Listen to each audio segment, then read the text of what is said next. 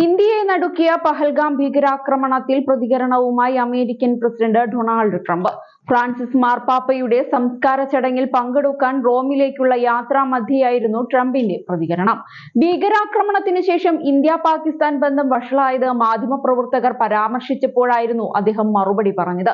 ഭീകരാക്രമണത്തെ അപലപിച്ച ട്രംപ് ഇതാദ്യമായാണ് ഈ സംഭവത്തിൽ പരസ്യ പ്രതികരണം നടത്തുന്നത്. ഞാൻ ഇന്ത്യയുമായും പാകിസ്ഥാനുമായും അടുത്ത ബന്ധം പുലർത്തുന്നു. പഹൽഗാം ഭീകരാക്രമണം ഒരിക്കലും സംഭവിക്കാൻ പാടില്ലാത്തതാണ്. ഇന്ത്യയും പാകിസ്ഥാനും തമ്മിൽ നിരന്തരം സംഘർഷങ്ങൾ ഉണ്ടായിട്ടുണ്ട്. ഇരു രാജ്യങ്ങളും പരസ്പരം കാരണങ്ങൾ വിലയിരുത്തി സംഘർഷങ്ങൾ പരിഹരിക്കണം. കശ്മീരിന്റെ പേരിലുള്ള പോരാട്ടത്തിന് വർഷങ്ങളുടെ പഴക്കമുണ്ട്. ഇപ്പോഴുണ്ടായത് ദൗർഭാഗ്യകരമായ ആക്രമണമായിരുന്നു. ട്രംപിനെ ഉദ്ധരിച്ച് ANI ആണ് ഇങ്ങനെ റിപ്പോർട്ട് ചെയ്തത്. സംഘർഷത്തിൽ താൻ ഇടപെടില്ലെന്നും ട്രംപ് വ്യക്തമാക്കിയിട്ടുണ്ട്. അതിർത്തികളിൽ 1500 വർഷമായി സംഘർഷങ്ങൾ നിലനിൽക്കുന്നു. ഇന്ത്യയുടെയും പാകിസ്ഥാന്റെയും നേതാക്കളെ എനിക്ക് അടുത്തറിയാം. ഒരു മാർഗത്തിലൂടെയോ അല്ലെങ്കിൽ മറ്റൊരു മാർഗത്തിലൂടെയോ ഈ സംഘർഷങ്ങൾ പരിഹരിക്കപ്പെടുമെന്ന് എനിക്ക് ഉറപ്പുണ്ട് എന്നും അദ്ദേഹം എടുത്തു പറഞ്ഞു. അതേസമയം വിനോദസഞ്ചാരികളുടെ മരണത്തിന് കാരണമായ പഹൽഗാം ആക്രമണത്തിൽ ഇന്ത്യ സ്വീകരിക്കുന്ന എല്ലാ നടപടികൾക്കും അമേരിക്ക പിന്തുണ പ്രഖ്യാപിച്ചിരുന്നു. ഭീകരാക്രമണമുണ്ടായ വേളയിൽ ഇന്ത്യൻ സന്ദർശനത്തിലായിരുന്ന American vice president JD Vance ഇന്ത്യയോട് ഐക്യദാർഢ്യം പ്രകടിപ്പിച്ചു. US national intelligence director Tulsi ഗബ്ബാർഡും സമൂഹ മാധ്യമമായ Xൽ ആക്രമണത്തെ പരസ്യമായി അപലപിച്ചു. റഷ്യൻ പ്രസിഡന്റ് പുടിൻ അടക്കം നിരവധി ലോക നേതാക്കൾ ഭീകരാക്രമണത്തെ ശക്തമായി അപലപിക്കുകയും ഇന്ത്യക്ക് പിന്തുണ അറിയിക്കുകയും ചെയ്തിരുന്നു.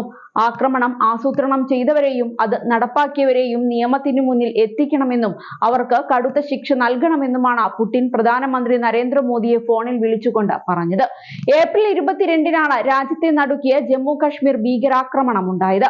2019-ലുണ്ടായ പുൽവാമ ആക്രമണത്തിന് ശേഷം ജമ്മു കശ്മീരിൽ നടന്ന ഏറ്റവും മാരകമായ ആക്രമണമാണിത്.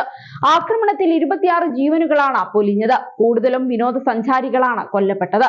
അതിൽ മലയാളിയായ രാമചന്ദ്രനും ഉൾപ്പെട്ടിരുന്നു. ഭീകരാക്രമണത്തെ തുടർന്ന് ഇന്ത്യയും പാകിസ്ഥാനും തമ്മിലുള്ള ഭിന്നത രൂക്ഷമായി. നയതന്ത്ര തലത്തിൽ പാകിസ്ഥാനെതിരെ കടുത്ത നടപടികൾ ഇന്ത്യ സ്വീകരിച്ചു വരികയാണ്.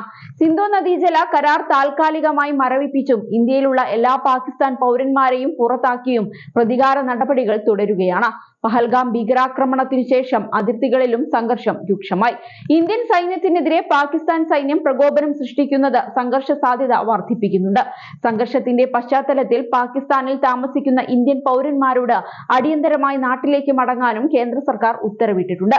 അതേസമയം ഇന്ത്യക്കുള്ള മറുപടിയുമായി പാകിസ്ഥാൻ ഇന്ത്യൻ വിമാന സർവീസുകൾക്ക് വിലക്കേർപ്പെടുത്തുകയും വ്യോമാതിർത്തി അടച്ചുപൂട്ടുകയും ചെയ്തു.